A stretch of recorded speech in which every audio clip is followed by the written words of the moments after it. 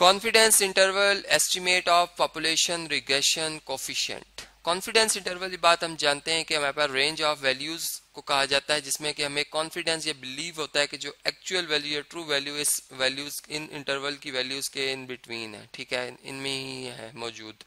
अब इसमें हम एस्टिमेट करेंगे किसे जी, पॉपुलेशन रिग्रेशन कोफिशिएंट, जिसे मैं बीटा कह रहा हूँ। यानी हम ये बात जानते हैं कि जब हम रिग्रेशन लाइन बनाते हैं, अगर मैं एक्चुअल रिग्रेशन लाइन की बात करूं तो y इज इक्वल टू मैं लिखूंगा alpha plus beta times x।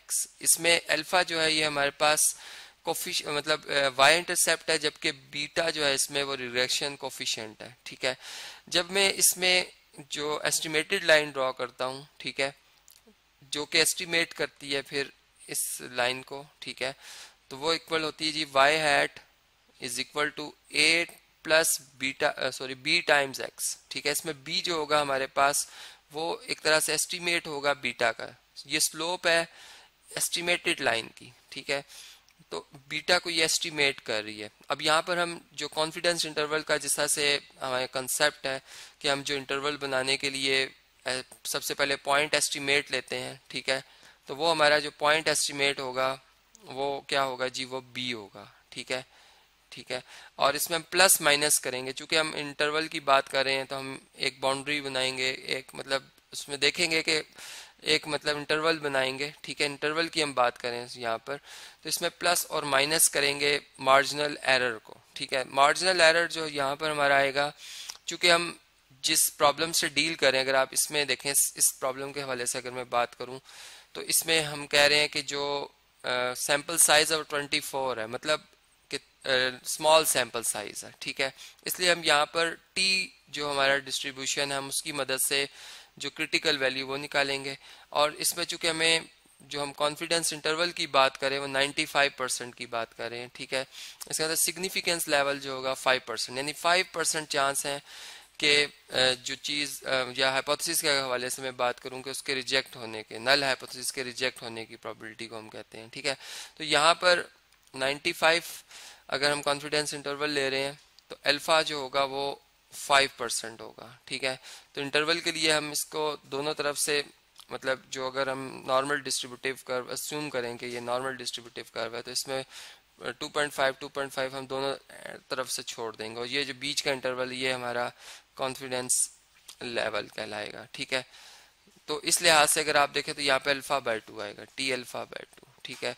और इसमें जो स्टैंडर्ड एरर हम ले रहे हैं वो basically standard deviation of b है, ठीक है, जिसे एस सब बी में लिख रहा हूँ, ठीक है। तो ये वो फार्मूला है जो कि हम यूज करेंगे। अब देखें इस सिचुएशन में हमें जो बी है वो बता दिया गया है, यहाँ से आप देख सकते हैं कि b की वैल्यू जो आ रही है वो नेगेटिव में एक तो आ रही है, स्लोप नेगेटिव है, इसका मतलब यहाँ से हमें एक बात पता चल रही है, और 0.1608 है नेगेटिव में, ठीक है, ये b की वैल्यू आ गई है। जबकि जो t की वैल्यू है t सब जो अल्फा बाय 2 है, और इसमें चूंकि हम डिग्री ऑफ फ्रीडम जो रखेंगे वो हमारे पास सैंपल साइज, चूंकि हम दो वेरिएबल से डील कर रहे हैं x और y से, ठीक है, x stand for age and y stand for blood pressure, ठीक है। तो इसमें फिर n-2 होगा, ठीक है, n-2 जो है वो डिग्री ऑफ फ्रीडम होगा इसमें, ठीक है जी। तो यहाँ से अगर हम टेबल की मदद से ये वैल्यू देख लें कि 0.025 यानी 2.5% की मैंने बात की थी और डिग्री ऑफ फ्रीडम 22 बनेगा, ठीक है। चूंकि 24 है पेयर्स ऑफ ऑब्जर्वेशन की बात की, number of pairs of values of x and y, वो 24 है तो ये 22 आएगा आंसर। तो ये टेबल से जब आप ये वैल्यू देखेंगे मतलब डिग्री ऑफ फ्रीडम जो है वो रो नंबर 22 और कॉलम नंबर जो है 0.025 या 2.5%, तो आपको आंसर मिलेगा 2.074, ठीक है। ये आपने वैल्यू खुद देखनी है टेबल से। अब जो हमारे पास फार्मूला है स्टैंडर्ड डेविएशन का ऑफ बी, ठीक है, जो कि हमारे पास एस्टिमेटेड रिग्रेशन लाइन होती है उसकी स्लोप की बात मैं कर रहा हूँ। इसमें वेरिएंस स्टेप से पहले हम कैलकुलेट करेंगे, ठीक है। तो ये कैसे कैलकुलेट होगा, हम variance of Y X find करेंगे, ठीक है, और इसको हम डिवाइड कर लेंगे sum of X minus X bar whole square से, ठीक है। या इसको मैं यूं भी कह सकता हूं कि ये हम ऐसे भी कैलकुलेट कर सकते हैं कि y डिफरेंस y हैट, ठीक है, इसका स्क्वायर का सम, इसको अगर हम डिवाइड कर दें, इसको अगर हम डिवाइड कर दें जी n-2 से टाइम्स बाकी ये नंबर लिखा हुआ है sum of x minus X bar whole square, तो ये मतलब हम वेरिएंस की वैल्यू निकाल सकते हैं, ठीक है। ये वैल्यूज जब मैंने दर्ज की इसमें ये 1160 ये वैल्यू गिवन है, हमें क्वेश्चन के अंदर ही गिवन थी, अगर आप देखें यहाँ पे ये 1160 ये वैल्यू गिवन है, इसी तरह ये 1300 वैल्यू गिवन है हमें, ठीक है। तो ये वैल्यूज यहाँ पे हम दर्ज कर लेते हैं और n-2 22 बनेगा, जबकि ये हमारे पास 1300 है, तो ये आंसर हमारा बनता है 0.0406, ठीक है। और इसका जब अगर हम स्क्वायर रूट ले लेते हैं, पॉजिटिव स्क्वायर रूट ले लेते हैं, तो हमारा जो जवाब आएगा वो 0.20 आएगा, ठीक है। तो यहाँ पर पॉजिटिव स्क्वायर रूट लेंगे हम, चूंकि स्टैंडर्ड डेविएशन पॉजिटिव होता है, तो 0.0406 का स्क्वायर रूट का आंसर जो है वो 0.20 आ रहा है, ठीक है।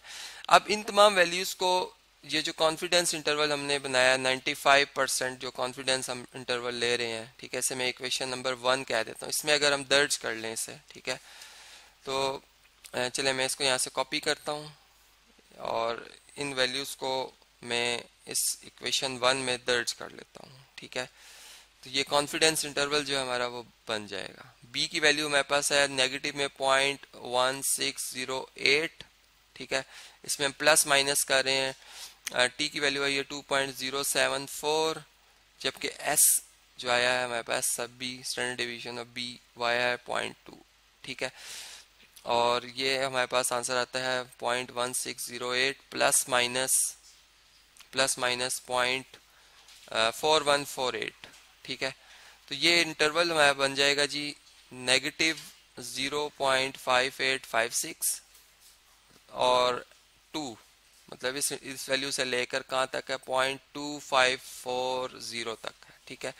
इसका मतलब हम कह सकते हैं कि जो डिजायर्ड हमारा 95% confidence interval for population regression coefficient यानी बीटा, वो क्या है, वो ये इंटरवल आ रहा है, ठीक है। इसमें अब मैं 2 को रेस कर देता हूँ, ठीक है जी। तो ये वो इंटरवल है। अब इसमें हमें 95% जो है बिलीव है कि जो एक्चुअल स्लोप है बीटा जिसे हम कहेंगे वो, मतलब स्लोप कोफिशिएंट, मतलब सॉरी जो हमारे पास रिग्रेशन कोफिशिएंट है जिसे मैं स्लोप कह रहा हूँ वो इसके अंदर मौजूद है, ठीक है। इस पे हमें 95% कॉन्फिडेंस है।